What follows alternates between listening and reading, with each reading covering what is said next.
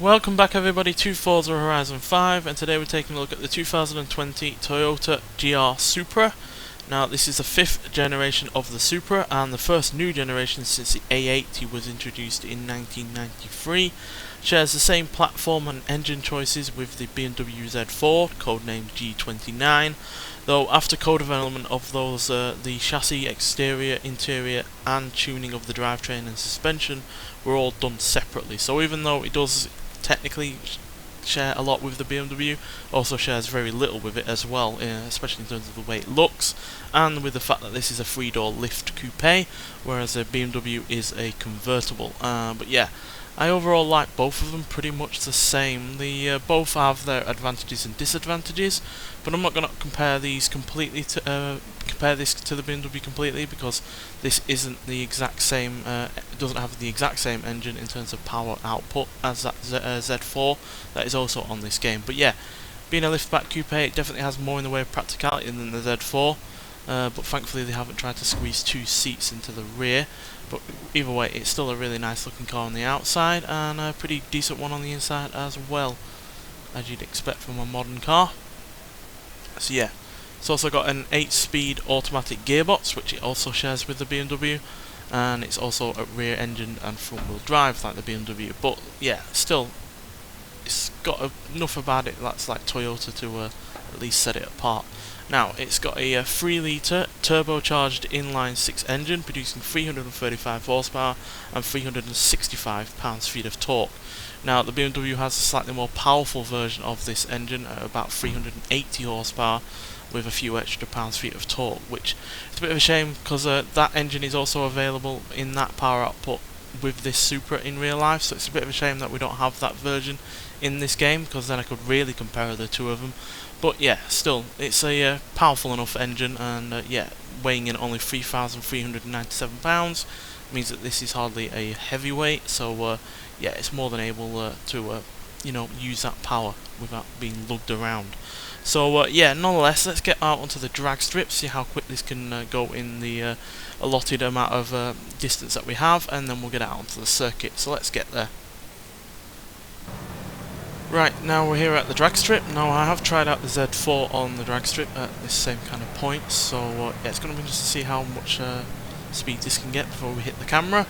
So yeah, let's go and see what happens.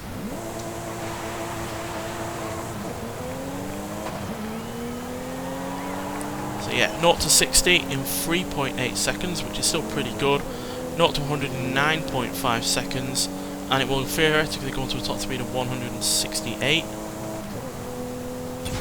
And we've managed 124.18 in terms of speed there.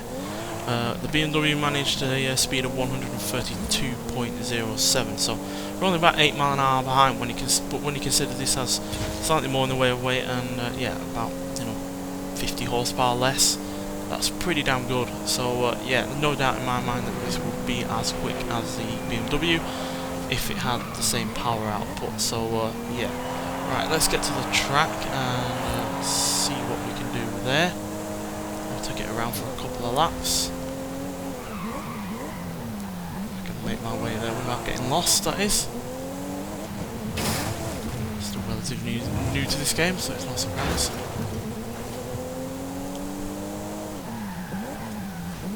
Right, let's enter, go in rivals, A-class.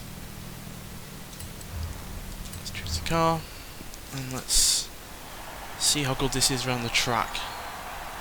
Now it has practically 50-50 weight distribution, which is the same as the BMW.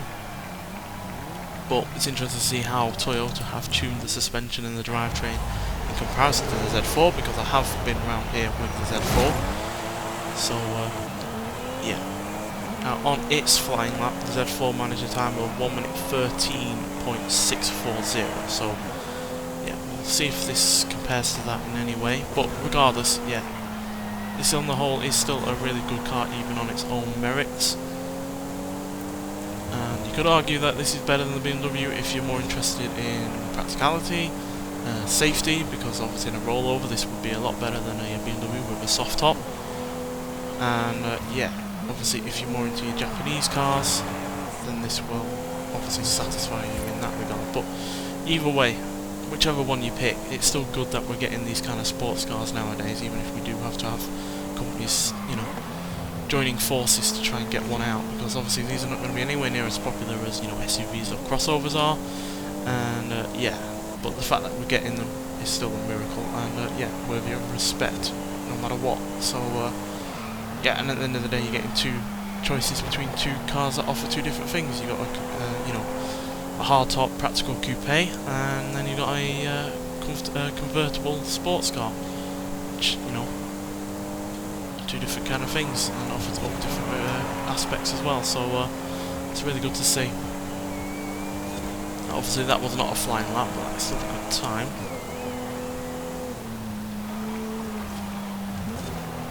I do find that this understeers a little bit more than the Z4. Not sure why.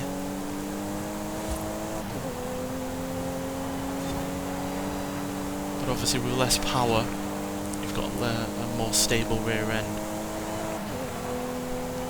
You're instantly going to be able to you know, kick it out as easily. Obviously we're not going to be as good on the straights, but luckily the circuit really isn't dependent on them all that much.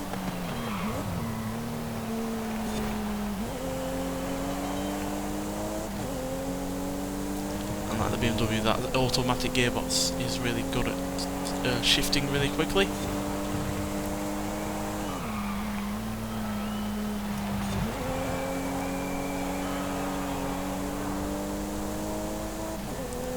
I do really like the look of this car. It's grown on me a lot since I first saw it.